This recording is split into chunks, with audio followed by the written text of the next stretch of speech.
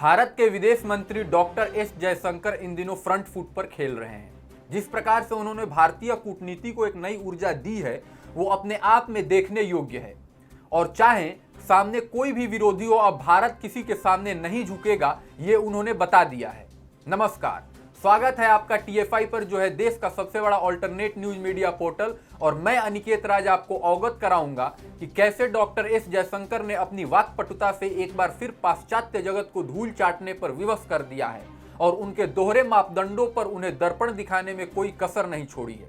हाल ही में रायसीना डायलॉग सम्मेलन में जनता को संबोधित करते हुए सुब्रमण्यम जयशंकर ने यूक्रेन वाले विवाद के विषय में नॉर्वे की विदेश मंत्री एनिकेन हुइडफेल्ट के एक सवाल के जवाब में कहा कि रूस हमसे जितना संपर्क में है उससे कहीं अधिक यूरोपीय देशों के संपर्क में है। जहां तक लोकतांत्रिक दुहाई की बात है तो अफगानिस्तान में पिछले साल जो भी हुआ उसे सभी लोकतांत्रिक देश देख रहे हैं।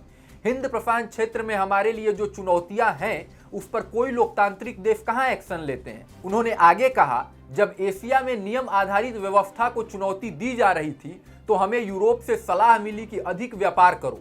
कम से कम हम आपको वह सलाह तो नहीं दे रहे हैं। हमें कूटनीति और संवाद पर लौटने का रास्ता खोजना चाहिए। अफगानिस्तान को देखिए और कृपया मुझे बताइए कि कौन सा न्यायोचित नियम आधारित व्यवस्था दुनिया के कई देशों की तरफ से अपनाई गई है। इसी को कहते हैं एक ही दांव में दो प्रतिद्वंदियों को चित्त करने की कला। डॉक्टर जयशंकर ने न केवल यूरोप को पटक पटक कर धोया, अपितु अफगानिस्तान के विषय पर बिना नाम लिए अमेरिका तक को छठी का दूध याद दिला दिया। परंतु यह प्रथम बार ऐसा अवसर नहीं आया है जब डॉक्टर जयशंकर ने पाश्चात्य जगत को दर्पण दिखाया है।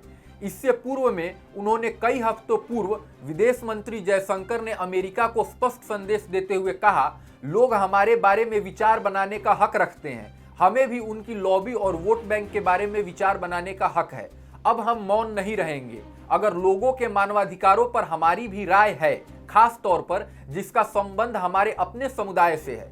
यह महत्वपूर्ण बयान अमेरिकी विदेश मंत्री एंटनी ब्लिंकन की ओर से मानवाधिकार पर ज्ञान देने के लिए दिया गया था। यूं तो भारत से पलटवार की आशा नहीं की जाती है, परंतु सुब्रमण्यम जयशंकर ने न केवल एंटनी ब्लिंकन को कथित तौर पर धमकी का जोरदार प्रत्युत्तर दिया, अपितु अपनी वाक्पटुता से अमेरिका को नाको चने चबवाने पर विवश भी कर दिया।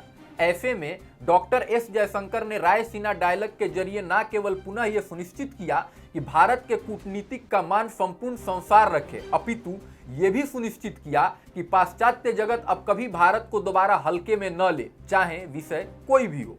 अब कहीं न कहीं यूरोप और अमेरिका दोनों की हालात कुछ समय तक यही रहेगी। साला ये दुख का खत्म नहीं होता बे।